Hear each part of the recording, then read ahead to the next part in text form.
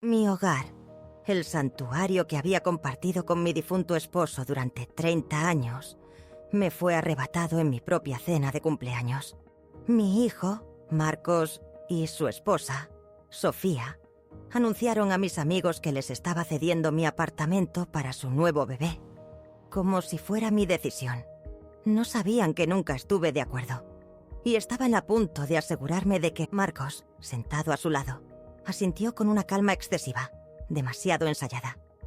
«Sí», repitió, «especialmente porque pronto tendremos más espacio». Parpadeé, confundida. ¿Más espacio? Mi mirada se movió entre ellos. Sofía se inclinó, bajando la voz a un susurro cómplice, pero lo suficientemente alto para que el pequeño grupo de amigos reunidos en nuestra mesa captara cada palabra. «Estamos tan agradecidos de que hayas aceptado, Elena. Honestamente, no todas las madres serían tan generosas». Un silencio repentino y helado se cernió sobre nuestra mesa. El murmullo ambiental del restaurante pareció apagarse. Fruncí el ceño. ¿Acepté qué?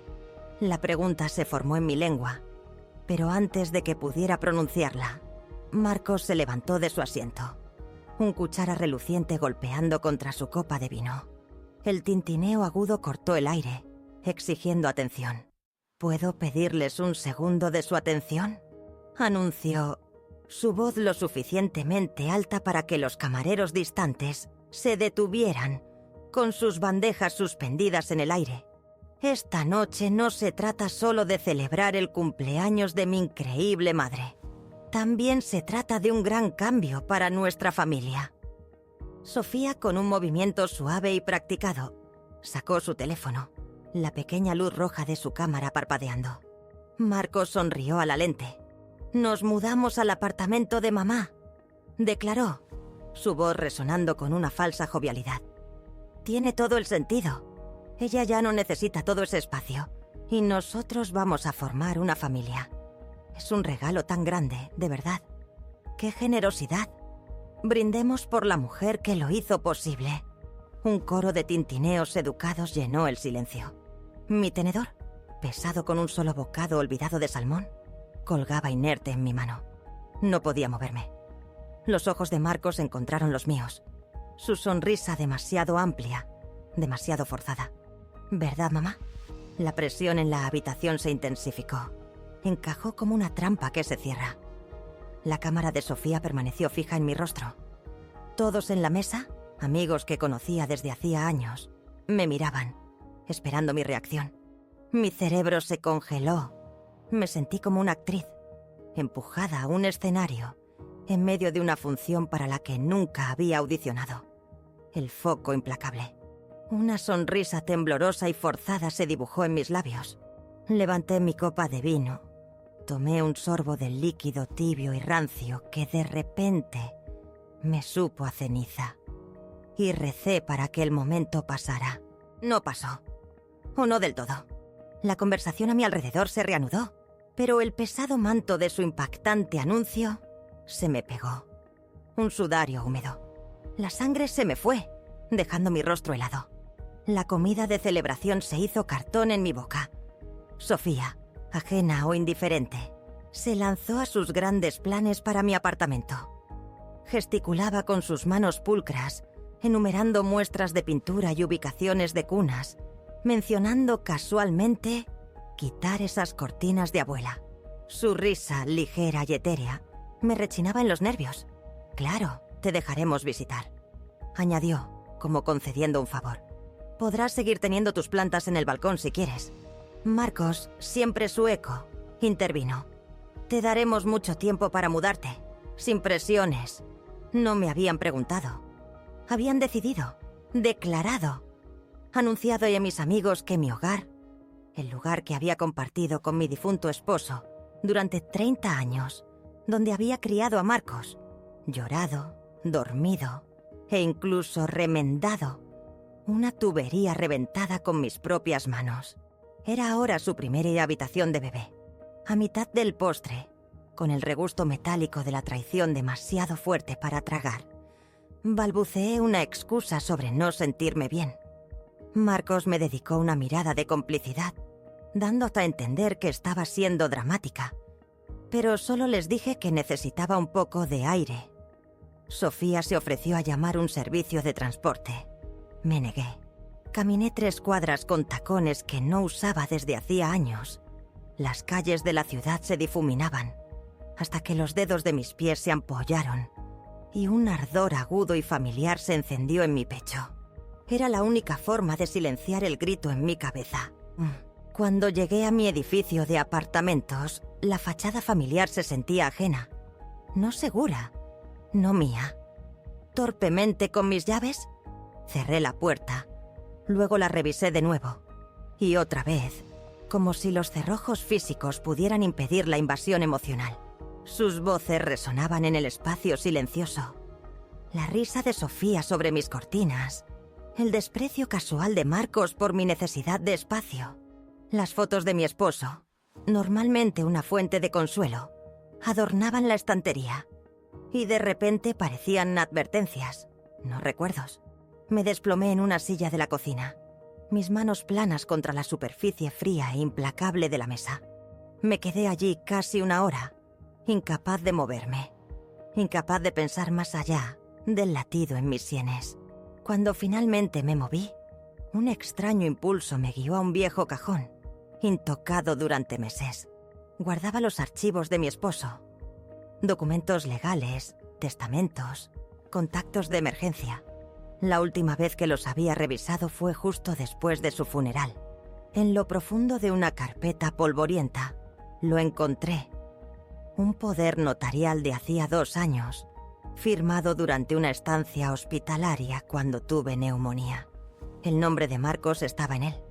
Una ola fría de pavor me invadió, revolviéndome el estómago. A medianoche envié un mensaje a mi abogada, Ana, preguntándole si todavía era válido. La respuesta llegó rápidamente esa mañana.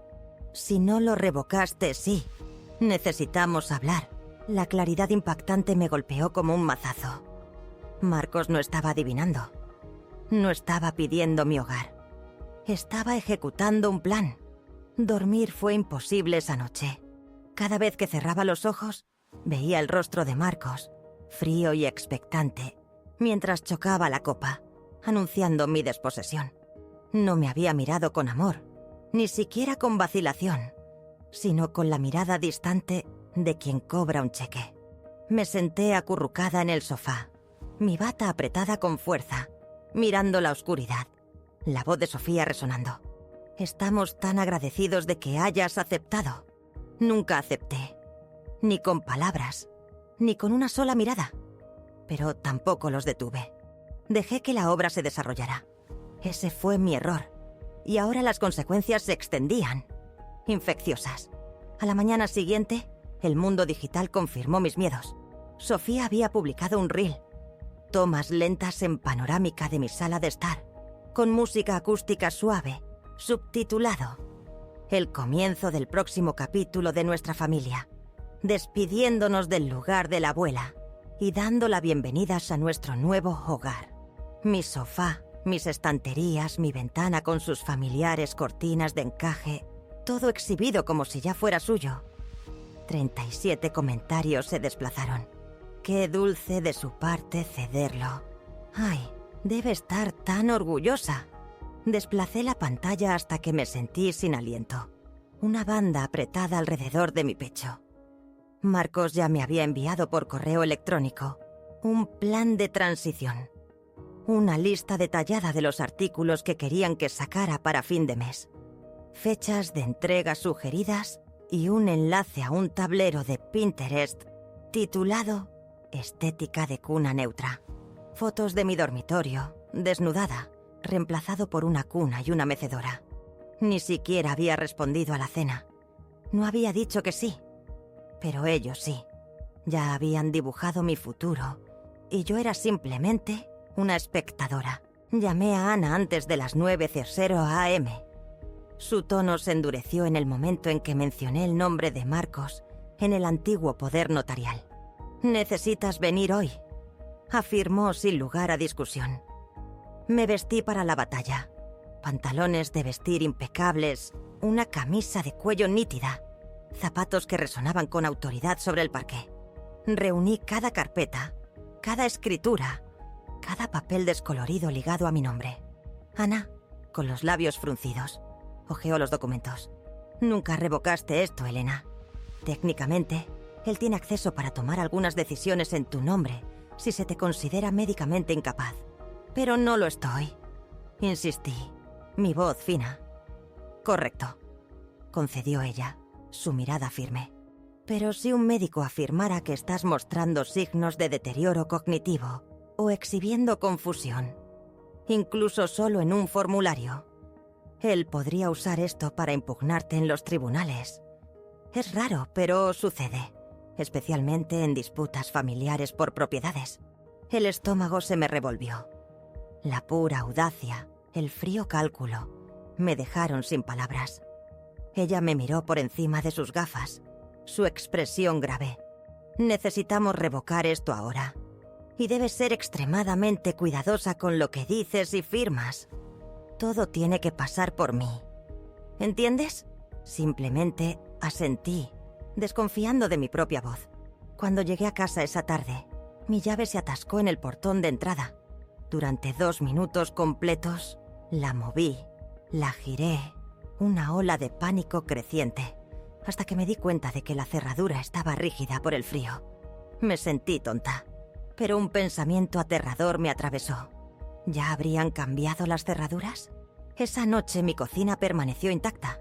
Ni cocinar, ni limpiar. Me senté a la mesa, bolígrafo en mano, enumerando meticulosamente cada sacrificio económico que había hecho por la vida adulta de Marcos.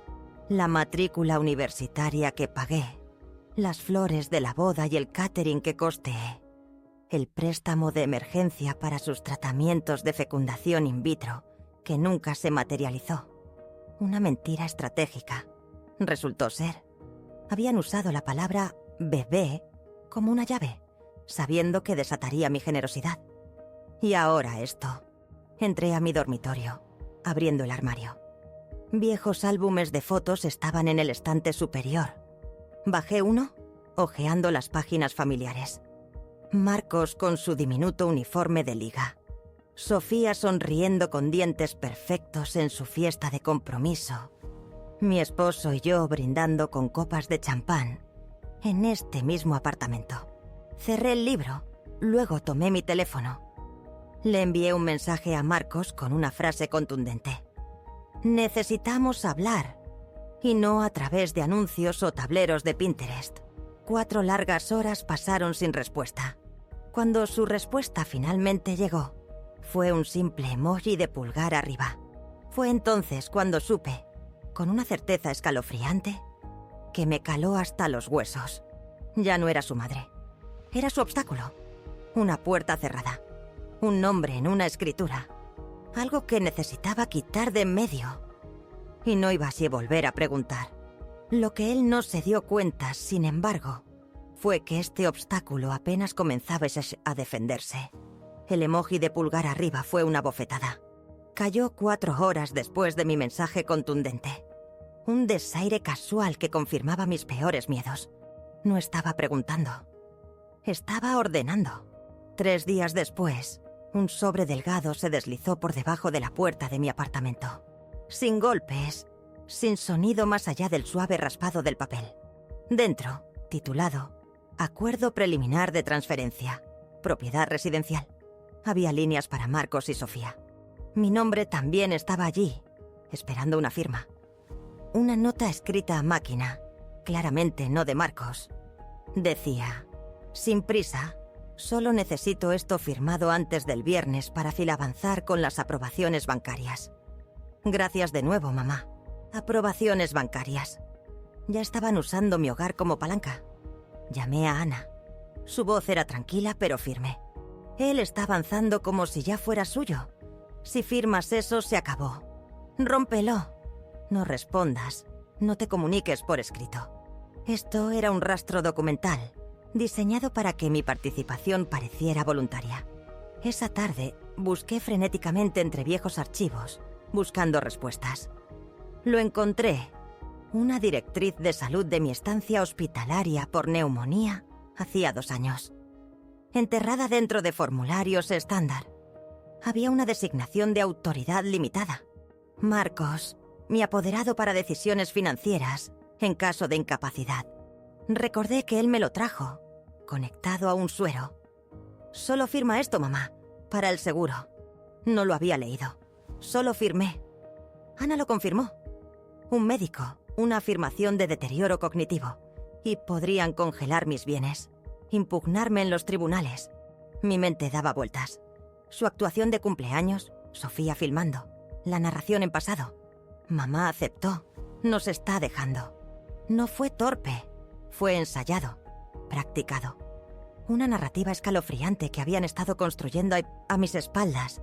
Y yo, sin saberlo, lo había permitido. Yo los había dejado. Las implicaciones me enviaron un escalofrío helado por la espalda, oprimiéndome el pecho con una sensación de pavor que no sabía que era posible. Esto no era solo sobre mi hogar. Era sobre mi propia cordura, mi propio ser. ¿Qué se siente cuando las personas en las que más confiabas resultan ser los arquitectos de tus miedos más profundos? A la mañana siguiente, comencé a desmantelar su plan. Mi primera llamada fue a Ana. Para el mediodía, el poder notarial de Marcos fue oficialmente revocado. Pasé el día congelando mi crédito, asegurando cada cuenta bancaria y cambiando cada contraseña. Marcos desapareció de mis contactos de emergencia. Todas las interacciones futuras, juré, serían por escrito. Cada mensaje capturado, cada correo guardado. Dejé los somníferos y el vino. Mi mente necesitaba estar lúcida. Mi diario se convirtió en una fortaleza, detallando meticulosamente cada llamada, cada pensamiento, con fechas y muestras de mi puño y letra. Prueba de mi claridad. No estaba paranoica. Me estaban cazando. Esa tarde, un viejo miedo regresó. Mi llave se atascó en el portón de entrada. Durante 2 minutos agonizantes, un frío pavor me invadió. ¿Ya habrían cambiado las cerraduras? Solo estaba rígida. Una falsa alarma. Pero el pensamiento escalofriante persistió. Marcos aún tenía una llave de repuesto. Me confirmó más tarde el administrador del edificio, alegando que estaba revisando cómo estaba. Inmediatamente presenté una solicitud formal para cambiar las cerraduras. Un acto de desafío silencioso. Todos los documentos importantes fueron a una caja fuerte metálica, escondida debajo de mi cama. Cada noche dormía con un ojo abierto, escuchando, observando. Ya no era una víctima. Era una estratega, lista para desenmascararlos. ¿Cuánto de nosotros perdemos cuando la confianza se convierte en un arma apuntada contra nosotros mismos? El timbre sonó 2 días después. Una sacudida estridente en el tranquilo apartamento. Miré por la mirilla. Sofía estaba allí, con una sonrisa ensayada pegada a su rostro, sosteniendo una bolsa de regalo blanca y un café helado con mi nombre mal escrito en el vaso. Mi corazón, ya un tambor contra mis costillas, se aceleró. Abrí la puerta a medias, lo justo para que me viera. No lo suficiente para invitarla a pasar. Solo pensé en pasarme. Gorjeó, su voz goteando una inocencia melosa. Quería ver cómo estabas. Y te traje tu crema de avellanas favorita, con hielo extra. Intentó empujar el vaso en mi mano, pero no me moví, mi brazo permaneciendo fijo contra el marco de la puerta. «No me enviaste un mensaje primero», declaré, mi voz plana, desprovista de la calidez que esperaba. Ella rió ligeramente, un aleteo de desprecio. «Pensé que sería lindo pasar a verte. Has estado muy callada». Intentó de nuevo entregarme el café, y cuando yo todavía no cedí, finalmente me empujó la bolsa de regalo. «Son vitaminas», confió, con los ojos bien abiertos, como una niña a punto de compartir un secreto emocionante. «Prenatales. Tenemos esperanza, pero tú ya lo sabías», parpadeé fingiendo sorpresa. «¿Estás embarazada?» Sofía colocó una mano dramáticamente sobre su estómago, como si ya se le notara. «Solo un par de semanas. No íbamos a decir nada, pero después de la cena...» Bajó la mirada, evocando un momento de falsa emoción. Luego encontró mi mirada con una sonrisa forzada. Significó tanto que nos dieras tu lugar. Sentimos que es una señal. No estaba embarazada. Lo supe en el momento en que pronunció esas palabras. Sus ojos, normalmente tan calculadores, estaban demasiado alertas, demasiado ansiosos, demasiado expectantes de mi reacción. Era una actuación, cuidadosamente ensayada. Más tarde, cuando finalmente me hice a un lado, dejándola entrar, un lapsus momentáneo del que me arrepentí de inmediato, fue directamente a la cocina. Abrió mi refrigerador, sacó una botella de agua con gas y la bebió sin siquiera mirar la etiqueta. Nadie, pensé, se preocuparía tampoco por la cafeína o la carbonatación si estuviera recién embarazada y ansiosa. Pero no dije nada, solo observé. Comenzó su recorrido. Sofía caminó por mi apartamento como si ya le perteneciera, sus pasos ligeros y posesivos. Habló de dónde iría la cuna, de cómo repintaría las paredes, de cómo incluso podría derribar el estrecho armario del pasillo para abrir el espacio. Me quedé en la esquina de la sala de estar, congelada, una testigo silenciosa de la reconfiguración de mi vida. Estaba dándole un vuelco a mi casa en su mente, comentando qué muebles valía la pena conservar, sus dedos trazando los contornos de lo que era mío. «Esta estantería», anunció, pasando los dedos por la parte superior polvorienta de la vieja madera. «Podemos donarla, ¿verdad? Está un poco anticuada». Se me hizo un nudo en la garganta. «Mi esposo construyó esa estantería con sus propias manos», afirmé, mi voz baja. «Hace 31 años. Me ignoró. Un arte practicado». Sofía continuó su invasión, abriendo cajones, asomándose al cuarto de lavado, su mirada evaluadora, despectiva. La seguí, una sombra en mi propia casa, hacia el pasillo. «Probablemente deberíamos convertir esta habitación en un cuarto de bebé, más pronto que tarde», dijo, señalando mi cuarto de costura. «Ya sabes, antes de que te canses de subir escaleras. Los bebés necesitan un ambiente tranquilo, no desorden». Fue entonces cuando algo en mí finalmente se rompió. No un grito, no un alarido, sino una ira silenciosa y abrasadora que se solidificó en resolución. Pregunté, mi voz engañosamente tranquila. «Sofía, ¿cuándo confirmó tu médico el embarazo?» Parpadeó rápidamente, tomada por sorpresa. Luego rió, un sonido quebradizo y torpe. «Es pronto, Elena. Demasiado pronto para pruebas. Simplemente lo sé». «Entonces, ¿nada de ecografía? ¿Nada de análisis de sangre?», presioné, mi mirada inquebrantable. «Es decir, vamos el lunes», balbuceó, su compostura resquebrajándose. «De todos modos, serás la primera en saberlo». «Obvio». La palabra resonó en mis oídos, un eco del insulto de la cena. La vi llevar su agua con gas de vuelta a la sala de estar, con los ojos pegados a su teléfono, su bolso abierto sobre la encimera de la cocina. Dentro, una carpeta de manila asomaba. Esperé hasta que oí la puerta del baño cerrarse. Rápidamente, me moví hacia la encimera. Cuando miré dentro de su bolso, vi copias de los planos de mi apartamento, meticulosamente etiquetados con las nuevas ubicaciones de los muebles. Debajo de ellos una estimación impresa del valor actual de mi casa, obtenida de un portal inmobiliario. Mi aliento se cortó. No estaba preparando la propiedad para que ellos se mudaran.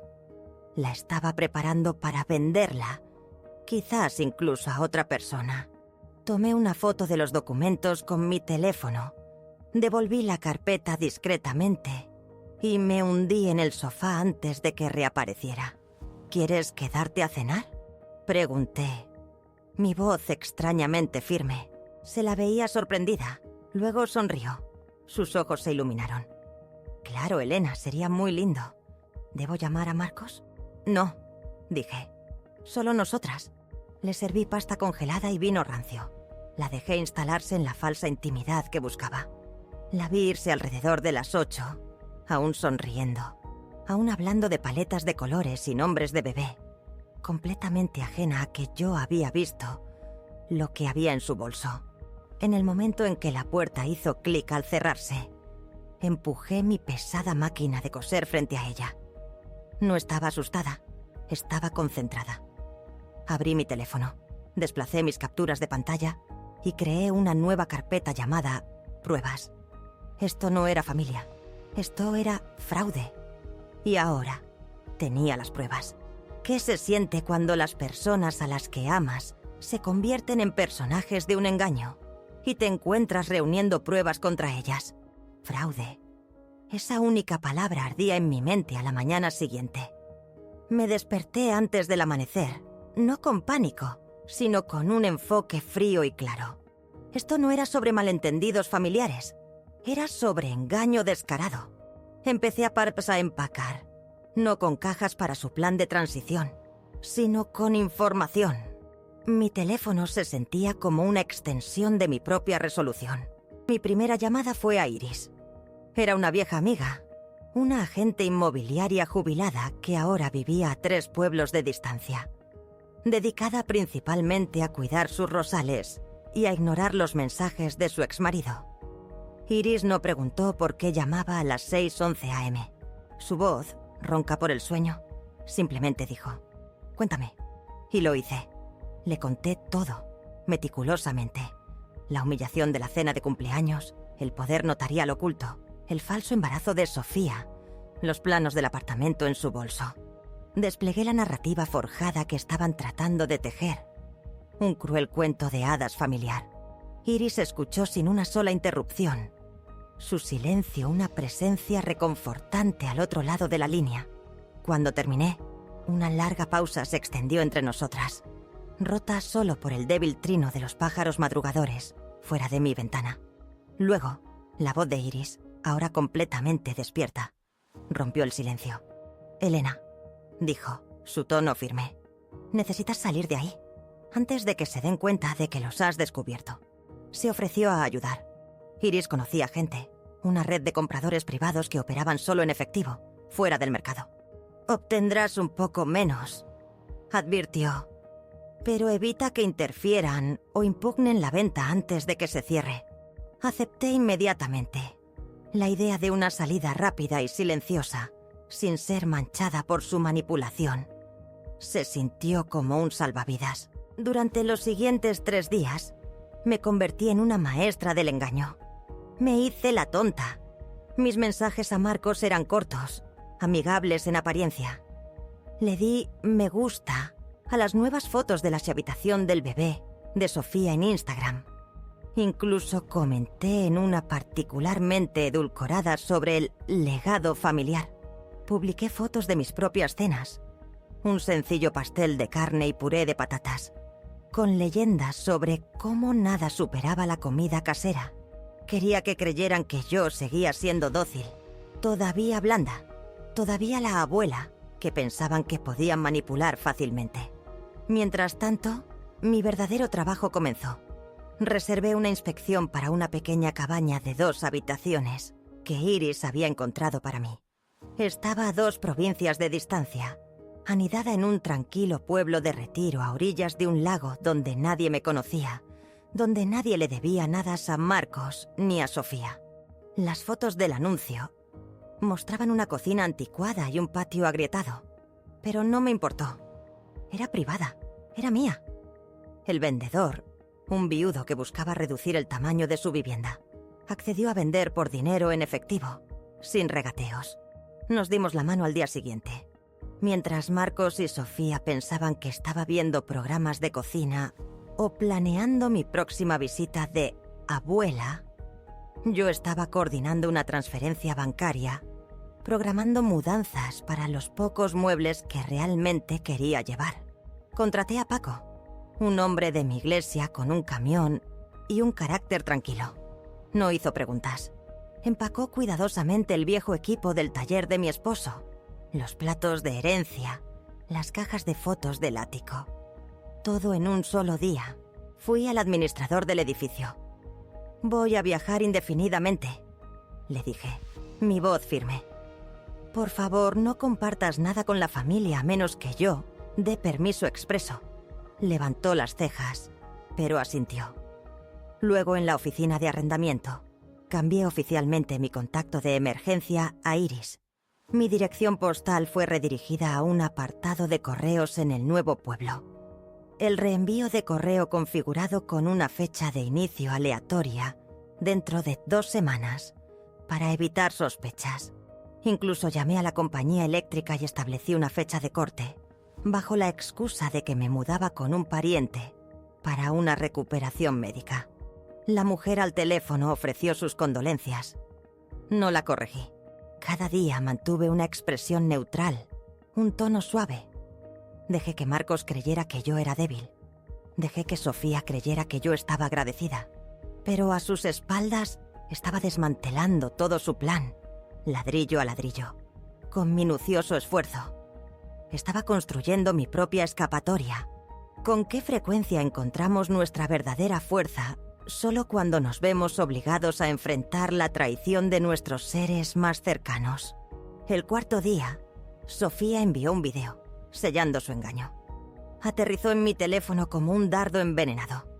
Planos lentos y panorámicos de mi sala de estar, con música acústica empalagosa, subtitulado Pronto nuestro, pero para siempre el legado de la abuela. Mi sofá, mis estanterías, mi ventana con las cortinas de encaje, todo exhibido como si ya fuera suyo. 2000 visualizaciones con comentarios como: «Qué dulce de su parte cederlo. Ay, debe estar tan orgullosa». Me quedé mirando la pantalla, mi pecho oprimiéndose hasta que no pude respirar. No lloré. Hice una captura de pantalla. La archivé en pruebas, en las horas tranquilas de esa mañana, mientras Marcos y Sofía creían que yo seguía siendo la abuela dócil que podían manipular.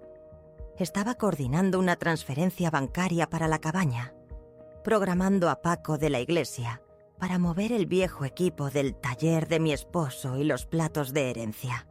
Alerté al administrador del edificio que estaría viajando indefinidamente y que no compartiera información a menos que yo diera permiso. Levantó una ceja, pero asintió. Abajo, en la oficina de arrendamiento, Iris se convirtió en mi nuevo contacto de emergencia. Mi correo fue redirigido a un apartado de correos a 2 provincias de distancia. Incluso llamé a la compañía eléctrica, estableciendo una fecha de corte bajo el pretexto de recuperación médica con un pariente. Cada detalle, cada interacción, era un movimiento estratégico en un juego que ellos no sabían que yo estaba jugando. Esa noche, dejé una última pista silenciosa. Una maleta vacía, casualmente colocada en el pasillo, cerca de la puerta principal. Sofía, con su costumbre de pasarse sin avisar, seguramente la vería. Se lo diría a Marcos. Pensarían que estaba empacando para un viaje corto, dándoles más tiempo. No sabían lo poco tiempo que realmente les quedaba. Sucedió un martes a última hora de la tarde. Acababa de colgar con la gestoría, confirmando que la venta del apartamento se cerraría en 72 horas. Todo en efectivo, sin condiciones, tal como Iris lo había arreglado.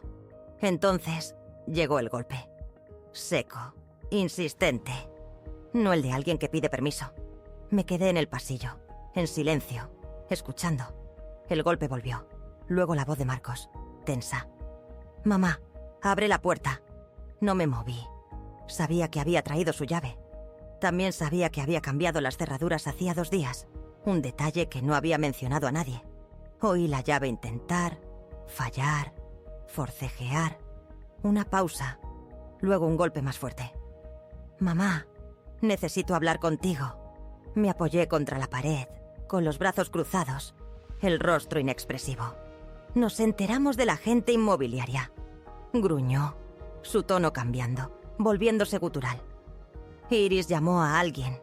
Sabemos que estás vendiendo el piso». «¿Hablas en serio? Estás saboteando a tu propia familia, ¿lo entiendes?» Silencio. Luego su voz bajó, más tranquila. Una amenaza escalofriante. «Si no abres esta puerta y hablamos como adultos, te juro por Dios que haré lo que tenga que hacer legalmente». Se fue después de eso, pero dejó algo atrás. Un sobre metido por el marco de la puerta. casi idéntico al acuerdo de traspaso que había recibido días antes. Dentro había un aviso formal, mecanografiado e impreso. Una solicitud de revisión de ocupación transitoria, firmado por un asistente legal de una firma que no reconocí. Resaltado en amarillo.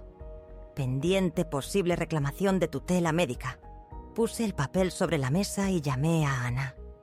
Contestó antes del segundo timbrazo. Leí la frase en voz alta. Ella suspiró, su voz baja. Están escalando. Van a intentar impugnar tu capacidad. No solo están presionando, están armando un caso. Esa noche me senté a la mesa de la cocina, con mi caja fuerte metálica abierta. Organicé documentos, copié archivos y, con mi teléfono grabando, narré un resumen de mis decisiones financieras hasta la fecha, con marcas de tiempo. Se lo envié todo por correo electrónico a una carpeta segura a la que Ana tenía acceso. Cada transacción, cada captura de pantalla, cada mensaje de texto. Expliqué cada decisión claramente, sin tartamudear, con fechas, horas y referencias. El contrato de compraventa, la oferta de compra de la cabaña, el informe de inspección. Tenía que ser hermético. No solo estaba protegiendo mis bienes, estaba protegiendo mi mente. Porque en el momento en que alguien dice que eres olvidadiza, la gente deja de escuchar lo que realmente recuerdas. Al día siguiente, Sofía apareció sola. Ni siquiera se molestó en llamar. Simplemente se paró en el pasillo, gritando lo suficientemente fuerte como para que los vecinos se asomaran por sus persianas. «Estamos intentando formar una familia y estás siendo cruel», chilló. «Dijiste que tendríamos una casa. Dijiste que éramos bienvenidos». Sacó su teléfono y vi la pequeña luz roja parpadeando. Estaba grabando. Abrí la puerta lo justo para que me viera, no lo suficiente para que su voz se oyera claramente dentro. Y solo dije una palabra. «Vete». Su video captó justo eso. Ella llorando, yo con una expresión fría. Esa noche se subió un video a su cuenta titulado «Cuando la familia te traiciona. Un embarazo sin hogar». Tenía música suave, transiciones lentas y más de 4000 me gusta en cuestión de horas. La gente comentó: «¿Cómo puede una madre hacer esto? Comportamiento asqueroso de una acaparadora de la generación del baby boom. No se merece nietos». Hice capturas de pantalla de todo. Guardé cada publicación y se lo envié todo a Ana. Qué escalofriante es cuando una narrativa construida sobre mentiras gana más fuerza que una vida entera de verdad. El peso del mundo se sentía pesado en mis manos mientras me desplazaba por la traición fabricada de Sofía. 4000 me gusta, comentarios en aumento de extraños y conocidos. ¿Cómo puede una madre hacer esto? Comportamiento asqueroso de una acaparadora de la generación del baby boom. No se merece nietos. Cada palabra era un golpe calculado, retorciendo la verdad hasta convertirla en un arma. Guardé cada publicación, cada comentario vil, reenviándolo todo a Ana.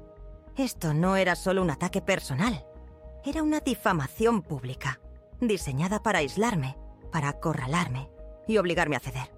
Al día siguiente, llegó el mensaje de texto de Marcos, crudo y desprovisto de calidez. «Si quieres evitar el tribunal, firma el adjunto y nos olvidaremos de todo esto».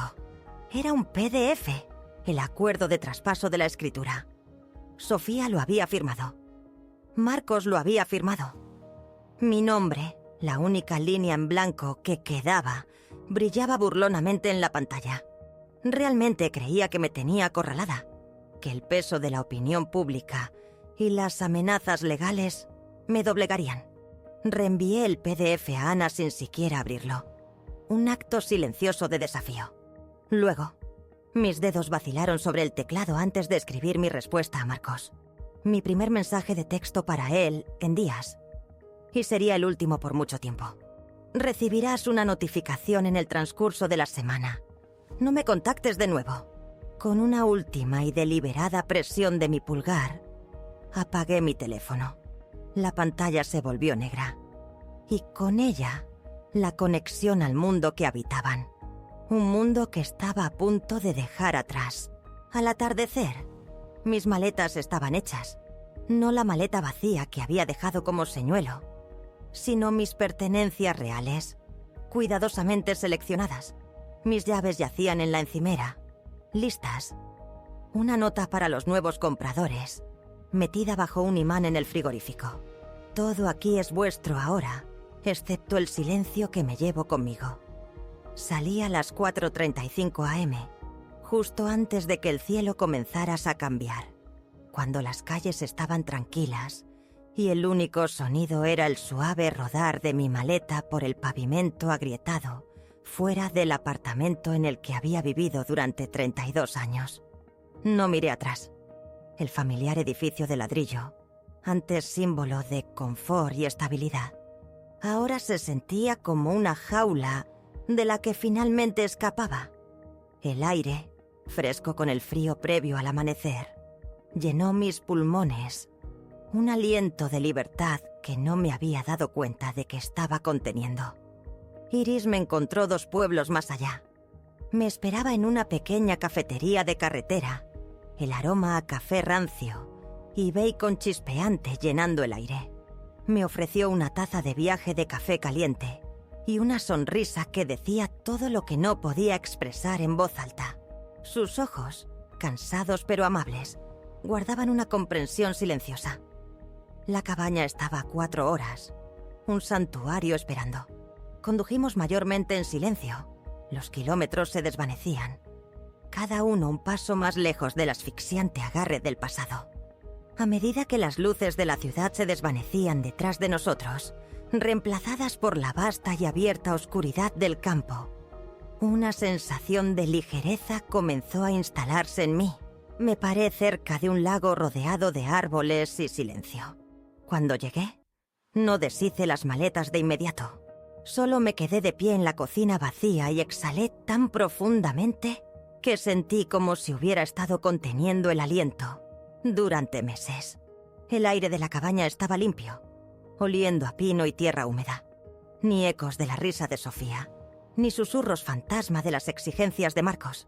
Solo silencio. 3 días después, cuando los bordes ásperos de mi escape se habían suavizado ligeramente, finalmente encendí mi teléfono. La pantalla estalló con notificaciones. 37 llamadas perdidas, 19 mensajes de voz, más de 60 mensajes de texto. La mayoría eran de Marcos, algunos de Sofía, y luego una escalofriante avalancha de mensajes de números que no reconocía. Los mensajes de grupo me retorcían el estómago. Primos, amigos de la familia, incluso mi propia hermana se habían sido arrastrados a su drama fabricado. Capturas de pantalla que Sofía les había enviado, mostrando el video distorsionado de mí echándola, parpadearon en mi pantalla. Marcos había redactado un mensaje extenso, detallando cómo los había abandonado, cómo les había quitado la casa de debajo, justo cuando venía su bebé, cómo había huido como una cobarde. La mentira del bebé seguía en pleno apogeo, y lo peor, la gente se lo estaba creyendo. No respondí a un solo mensaje, pero los leí todos, la decepción golpeándome como agua fría, congelando mi determinación. Personas a las que había acogido en vacaciones, ayudado con las facturas, llamado cuando sus padres estuvieron a punto de morir. Ahora decían cosas como: «Espero que entres en razón», o «La familia debe permanecer unida». Estaba claro que Marcos no solo estaba reescribiendo nuestra historia, se estaba presentando como la víctima, orquestando una narrativa que me pintaba como la villana. Pero entonces apareció un mensaje inesperado que rompió el ruido. Mi sobrina, Melissa, la que nunca le había caído bien Sofía, me había enviado un mensaje privado. «Tía Elena, no me creo nada de esto. ¿Estás bien?». Mis ojos se llenaron de lágrimas, pero no lloré. Simplemente respondí: «Sí, a salvo y lista». Me devolvió un emoji de corazón y dijo: «Llámame si alguna vez necesitas apoyo». Fue un pequeño gesto, pero me recordó que no todos estaban engañados. que algunas lealtades eran más profundas que las apariencias superficiales, ofreciendo un tenue rayo de esperanza en medio de la escalofriante certeza de que algunas batallas, una vez libradas, nunca terminan realmente. ¿Cómo encontramos la paz cuando el tejido mismo de la lealtad familiar ha sido desgarrado, dejándonos reconstruir nuestro mundo solos? El emoji de corazón de Melissa, un pequeño faro de lealtad, calentó algo muy dentro de mí. Me recordó que no todos estaban engañados, que algunas conexiones eran más profundas que el drama superficial que Marcos y Sofía estaban orquestando. La comprensión silenciosa, el apoyo tácito, se sintió como una pequeña victoria. Al día siguiente llamó Ana.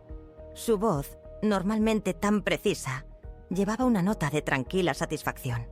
«Está hecho, Elena», confirmó. «La venta se ha cerrado. Fondos transferidos, escritura registrada legalmente. El apartamento ya no es tuyo. Y lo que es más importante, nunca fue de Marcos». Sentí un peso físico levantarse de mis hombros, una carga de décadas que no me había dado cuenta de que llevaba. «¿Y las amenazas de tutela?», pregunté, mi voz apenas un susurro. Ana rió suavemente. «No se arriesgarán a presentar la demanda ahora. Los ha superado por completo. La narrativa social que están construyendo no se sostendrá en los tribunales una vez que presentemos la línea de tiempo real.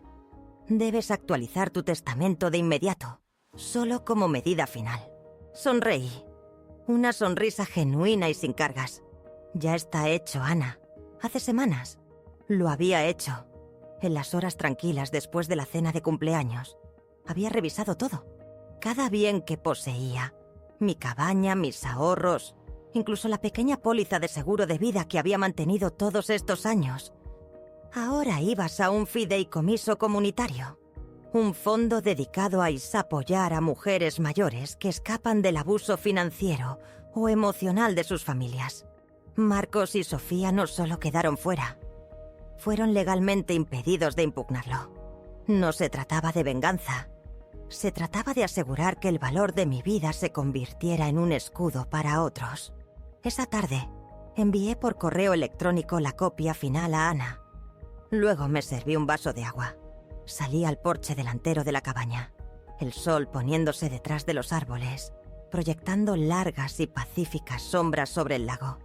Había silencio, no soledad, solo un silencio limpio y abierto. 2 días después, Melissa llamó de nuevo. «Creo que Marcos sabe, tía Elena», dijo con la voz apenas audible. «Ha estado publicando de nuevo esas imágenes de citas pasivo-agresivas. Esas de la traición siempre viene de los más cercanos a ti y ese tipo de tonterías». Hizo una pausa. «Y Sofía cambió su biografía de Instagram a solo familia elegida». Me reí. Un sonido corto y seco que me sorprendió incluso a mí. «Que sigan citando», dije, con un nuevo tipo de acero en mi voz. «Perdieron el derecho a mi nombre cuando intentaron robar mi hogar». Una semana después, llegó una carta de la junta directiva de la fundación, confirmando que la cuenta que había sido activada bajo el nombre de Fondo Salida Silenciosa. Mi primer depósito ya estaba asignado, listo para coayudar. Releí los papeles 2 veces. Luego los guardé en el armario junto a mis tazas de té. Esa noche me desplacé por fotos del apartamento que ya no poseía. Una nueva familia se había mudado. Jóvenes, sencillos, normales. Sin planes de habitación de bebé, sin manipulaciones. Solo sonrisas en una sala de estar limpia, sin filtros. De fondo, vi la vieja estantería que mi esposo construyó. Aún en pie. No la habían derribado. Habían puesto plantas en ella. Se sintió como un cierre. Mi teléfono vibró de nuevo más tarde esa noche. Un mensaje del antiguo compañero de universidad de Marcos. De todas las personas. Vi lo que hicieron. Tenías razón en cortar lazos. Ojalá mi madre hubiera hecho lo mismo antes de que mi hermana la dejara seca. Respondí con un simple «gracias», porque la verdad era que no solo me había protegido a mí misma. Le había puesto un nombre a algo que millones de personas vivían y de lo que nunca hablaban. Había terminado de estar en silencio. Y mientras ellos se consumían en sus cámaras de eco de falsas quejas, yo había reescrito el final que creían tener derecho a escribir. No les di una pelea. Les di silencio. Y eso, estaba aprendiendo, era más fuerte que cualquier cosa que pudieran gritar. ¿Qué tan poderoso es el rugido silencioso de la verdad cuando finalmente recuperas tu voz? 6 meses después, el silencio era una compañía constante y reconfortante. Me paré en el porche trasero de mi cabaña, descalza, mis manos alrededor de una taza caliente de té de menta preparado con hierbas de la jardinera que había construido yo misma. Una hilera de pájaros trazaba el cielo sobre el lago como una cuerda que se estira, sin esfuerzo y libre. Marcos y Sofía no me habían contactado en más de 2 meses. No desde que la notificación legal final se hizo efectiva, impidiéndoles cualquier herencia o asunto de patrimonio. No impugnaron el testamento. No lo intentaron de nuevo. Creo que finalmente entendieron que me había ido. No solo físicamente, sino por completo. Como si la versión de mí que una vez manipularon hubiera hecho sus maletas y desaparecido para siempre. Mis días se desarrollaban de otra manera ahora. Mañanas en el jardín, tardes como voluntaria en el centro comunitario, noches aprendiendo a jugar al ajedrez con Clara, mi nueva vecina, quien juraba que tenía un instinto asesino escondido bajo toda mi amabilidad. Había hecho amigos, de verdad, que nunca preguntaban por dinero, que no sonreían solo cuando necesitaban algo. La cabaña se había convertido en mi santuario. Más que un refugio, era un nuevo comienzo. Volví a cocinar, saboreando cada aroma, cada sabor. Reí en voz alta, un sonido genuino y sin forzar que vibraba en mí. Dormía sin aferrarme a mi teléfono como un arma. El miedo a su próximo movimiento finalmente desaparecido. El día antes de mi cumpleaños, llegó una carta de Melissa, metida en mi nuevo apartado de correos. Una foto de su hija recién nacida, un diminuto y perfecto manojito, y una nota que simplemente decía: si crece para ser la mitad de fuerte que tú, habré hecho algo bien.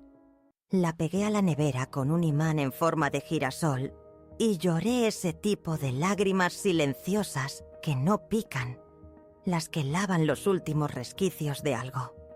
Esa tarde, me senté a la mesa y extendí un cheque a un albergue que ayuda a mujeres mayores que escapan del control financiero. Lo firmé, sellándolo con las palabras: úsenlo bien. Una promesa silenciosa y a las mujeres que nunca conocería. El sol se ocultó detrás de los árboles, pintando el cielo en tonos anaranjados y morados. Una suave brisa movía las campanillas de viento que había colgado de un viejo gancho de pino cerca del porche.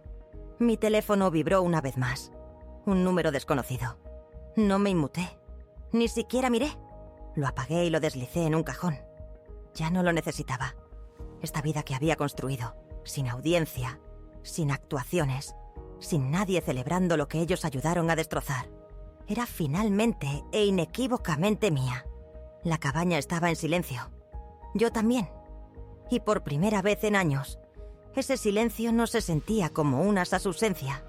Se sentía como paz. Permanente, definitiva. Exactamente como la quería. Exactamente lo que ellos nunca más volverían a tocar. Al final, ¿qué define realmente la libertad? Comparte tus pensamientos y experiencias en los comentarios a continuación. Tu voz importa. Y nos encantaría saber de ti. No olvides suscribirte a nuestro canal para más historias de fuerza silenciosa y comienzos inesperados.